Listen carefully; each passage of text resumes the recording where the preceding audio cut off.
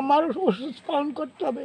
আর আমি বললে তোর ওষুধ পালন করতে হবে, তুই এইটা মনে রাখিস, আমরা কিন্তু মুসলমানও না, অন্য কোনো জাত না, তুই এটা মনে রাখিস। বলে তোকে মারবো কম, দৌড় করাবো বেশি, তুই চিনিস আমাকে? লেখাপড়া শিখে এই পাক্য পেয়েছি। গয়েশপুরে মোটামুটি লক্ষ্মীপুরে গেলে পরে ওখানে সবাই বলবে আমি। নমস্কার, দেখছেন বার্তা হরিণঘাটা। আজ স্বামী বিবেকানন্দের জন্মদিন। এই জন্মদিন উপলক্ষে গিয়েছিলাম বীজপুরে একটা অনুষ্ঠানে। সেই অনুষ্ঠানে এক ব্যক্তির সঙ্গে আলাপ হলো। উনি একসময় ভালো ব্যবসায়িক ছিলেন, ভাইদের মানুষ করেছে, বড় করেছে, লেখাপড়া শিখিয়েছে। সর্বস্ব হারিয়ে আজ উনি পথের ভিখারি। আসুন শুনে নিই ওই ব্যক্তির কাছ থেকে তার মূল্যবান কিছু অভিজ্ঞতার কথা। দেখতে থাকুন বার্তা হরিণঘাটার পরবর্তী অংশ। পাকিস্তান পিরিয়ডে আমি আইসি কাংনাপুরে রয়েছি মামা বাড়ি। মামা ধান কাটতে দিয়ে আমাকে সাপে কামড়ায়। ওই জাইলের পাশে কি কাউ দিতে নাকি ওই তো 2 মাস থোপর মানে ওরা মামারা নিয়ে বঙ্গা জায়গায় চিকিৎসা করাইয়া আমাকে সুস্থ করে নিয়ে তখন আটা কলে কাজ দেয়। আমি সেইতে আটা কলে কাজ করি। পরে মা ভাই বোনেরা আসছে, কিন্তু বাবা আসেন নাই। তখন ওই গয়েশপুরে যাম আমার মেসো সত্য দাস, সে আমার ওই জায়গাটা কিনে দেয় 300 টাকায়। 300 টাকা ওই জায়গায় কিনে আমি বসবাস করি বড় বোনকে নিয়ে। আমি 5 দিন থেকে আবার আমি চলে যাই গাংনাপুরে, যে আবার কাজ করি ওই 60 টাকা মাইনা এনে দিতাম ওদের হাতে। আরও একটু 20 কিলো আটা আনতাম, 50 টাকা করে 1 কিলো। আর তেল মশলা সব ফ্রি দিত মালিকের নাম হলো রতন দাস। এখনও দোকান আছে, আমি গেলে পরে ওই বাড়িতে যাই ভাত খাই।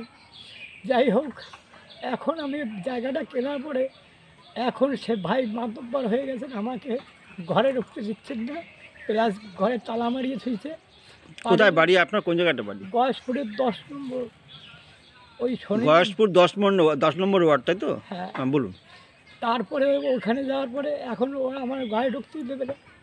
আমার একটাই অপরাধ, 2 বার আমার মা বিয়ে দিয়েছে।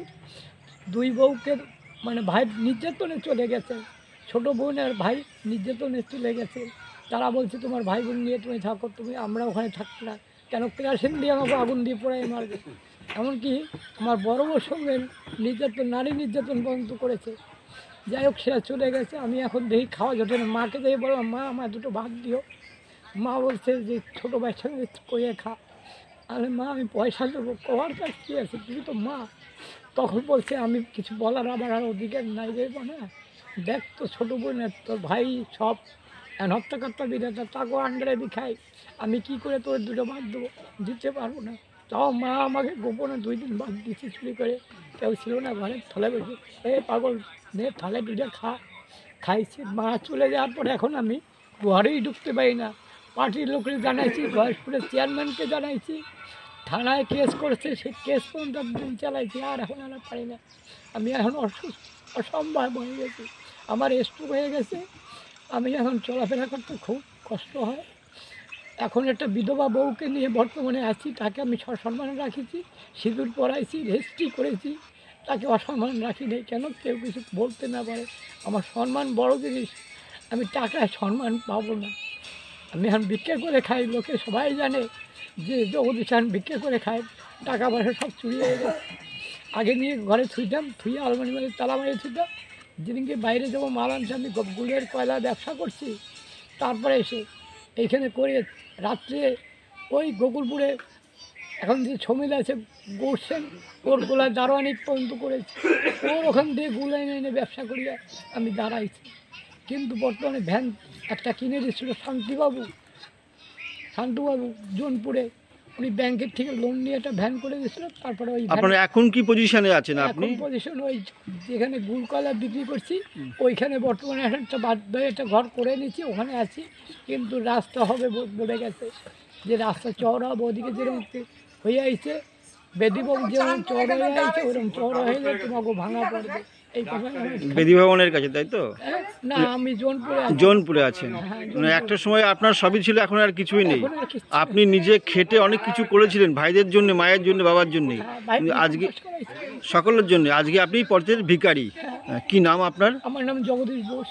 জগদীশ বোস, গয়েশপুর বাড়ি আপনার, 12 নম্বর ওয়ার্ডে। হ্যাঁ, ঠিক আছে। ওই আপ- সত্যদাস করলে পরে বলে সত্যদাসের শালির বাড়িটা কোথায়? আমার মেয়ে সত্যদাস। আচ্ছা আমার আচ্ছা মাসি আছে এখন। আচ্ছা আচ্ছা আচ্ছা আমার বউ কালকেও রাত্রিবেলা বলে তুই মাসির সঙ্গে তুমি দেখা করে এলে না কেন? আমি মাসিকে পাই নাই, মনে হয় তার নাতি নিয়ে স্কুলে গেছে, আমি ওই ঘুরিয়ে চলে গেছি তাড়াতাড়ি। মানে আপনি এখন পথে পথে ঘুরে বেড়াচ্ছেন, আপনার একটা স্ত্রী আছে, তাকে নিয়ে যাচ্ছেন, দুজনে যাহাই করে চলে আপনার। আসলে আপনার বাড়ির থেকে আপনার ভাইকে জায়গা দিচ্ছে না, তাই তো? না, ঠিক আছে, ভালো থাকুন, দেখছি কি করা যায়। এই ঠাকুর কি করে? আমি তো অন্যায় করি নাই কিছু জীবনও না, এই দিন এখনো জন করে বুক ফেলে যাচ্ছি। আমি বলি যে আমি জীবনে পেটটা কিছু চুরি করি নাই, হাত দিয়ে নেই, দরকার হয় চাইয়ে খাইছি, দরকার 3 দিন গেছি, কিন্তু আমি সেই লোক। অভ্যাসপুরে মেশো মারা গেছে, কিন্তু মাসি আছে, মাসির ছেলেপেলের আছে, আশপাশের লোকজন রয়েছে। খালি আমার যে রাস্তায় ওখানে কয়েকটা ফ্যামিলি জায়গাটা অনেকের জায়গায় অনেকে বিক্রি করে চলে গেছে, তারা কিনেছে। আপনার ছেলে পিলে? ছেলেপেলে এই যে বউটা বিয়ে করেছি, এর একটা বাচ্চা সহ বিয়ে করেছি। কেন? এর স্বামী রেলে কাটিয়ে মারা গেছে গোকুলপুরে বিক্রমপুর ক্লাবে। ওরা আমাকে বলেছে জগদীশদা তুমি এই বউটা নিয়ে তুমি সংসার করো, তোমার তো আর হবে না। সেই বাচ্চাটা কি করে, আপনার যে বাচ্চাটা নিয়ে আসে? ও এখানে ছিল আমার এখানে, একটু দুষ্টুমি পালায় পড়ে গেছিলো, আমি লাস্টে তারাই দিচ্ছি। সে এখন বর্তমানে কুনায় চলে গেছে, কুনায় চলে গেছে। বলছে আমার বাবা যখন আমি ডাকছিলাম, বাপ যখন আমাকে জায়গা দেয় আমি আর থাকবো না, নেশা টেশা করতে মিথ্যা কথা আমি না বলি। তাই নেশাকেও বন্ধু বান্ধবে পালা পড়ছিল, আমি পিঠেই পাঠাই তাই যা। তারপরে ছেলের বউ চলে গেছে, ওর বাপের বাড়ি এলাকায় জায়গায় থাকে ভাড়া নিয়ে, আর কাজ করে বাসায়। এই নাতিরা আসে মাঝে মাঝে। এই আবার কালকে রাত্রে ফোন করছে যে আমি দাদু তোমার দেখতে যাবো, তুমি কী করে পড়ে গেছো? আর দিদিভাই আমি খালদারের মিষ্টির দোকানে একটু আটতে গেছিলাম, ওখানে স্লিপ করে পড়ে যায়, বুকে লাগবে। আমরা বলে আমি দাদু কাল পরশুর মধ্যে আমি চলে আসবো। নাতনি এটা খুব ভালো, প্রায় না অত ভালোবাসে। আমি যদি কোথাও বিক্রি করতে পারি না, পিছন দিয়ে উঠতে পারি না, ঠেলে উঠে এত বেস্তা ফেলায়, ধরিয়ে নিয়ে পায়খানা বসায় ওই নাতনি। আর বউ তো আছি, বউ তো চোখে ছানি পড়ে গেছে, অপারেশন করেছিলাম জওহরলালে, সে ঠিক হয় নাই। ওই হাতে এই কাজ করিয়ে খাওয়ায়, জামা কাপড় কাচানো, যাওয়ার পরে এই জামা প্যান্ট এই জুতো মুতো খুলে দেবে। আবার যদি কোথাও বাইরেই ওকেও আমি বেরিয়ে যাবো, তাড়াতাড়ি এসে পড়াইয়ে দেয়।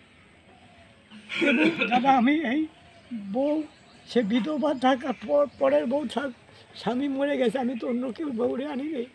তার স্বামী রেলে কেটে মারা গেছে, তার দাদা মারা গেছে, জামাই মারা গেছে, 3 জন সোদপুরে। তারপরে আমি ওই ক্লাব থেকে ওরা করার পরে আমি বিয়ে করিয়া রেজিস্ট্রি পর্যন্ত করেছি, কেন আমি বেআইনি কাজ কিচ্ছু করিনি, এখনও রেজিস্ট্রি কাগজ আমার আছে।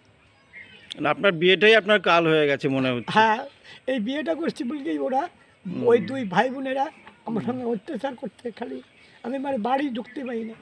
এমনকি আমি ভিতরে বারান্দা আমার যে উঠানে পর্যন্ত ঢুকতে পারি না। পাকড় দিয়ে পাথর আনছি, নলহাটি গেছি, সেই নলহাটির পাথর দিয়ে আমি কিনি না। তখন আমি লাখ লাখ টাকা চুরি মানে কারবার করছি বাবা।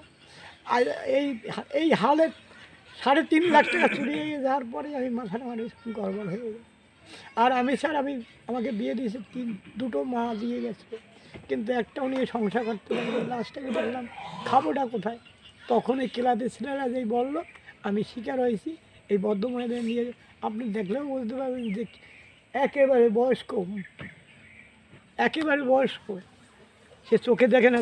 এখন এই 500 বেডে অপারেশন করাই, চোখে দেখে না, তাই নিয়ে আসি। তাও বকাবকি মাঝে মাঝে করি, চলে যাও তোমার বাপের বাড়ি জায়গা আছে, মায় নাই, ভাই তো একটা আছে, যাও অনেকেই থাকো, যাও ছেলে কাছে চলে যাও। এরকম ধরনের আমি আচরণ করি। কেন করি? যাতে একটু ভালোবাসা পাই বা আমাকে দেখে, এই জিনিস। আপনি জোনপুরে যদি কোনো সময় যান, রুটি বিকারের উল্টো দিকে দেখবেন আমার একটা গুড় কয়লার দোকান ছিল। আমি লরি মাল আনছি, 4 গাড়ি মালা নিয়ে ভরে রাখছি গোলায়, 10 ইঞ্চি 5 কেজি দিচ্ছি কলম করে। আর গয়েশপুরে বাড়ি করছি 55 টাকা তখন সিমেন্টের বস্তা, তখন আমি ছাদ ঢালাই দিই। ঠিক আছে, ভালো থাকুন। আর কি বলবো আপনাকে? ঠাকুর জানে, আমি জানি না। ঠাকুর বিবেচনা আমার কেউ নেই।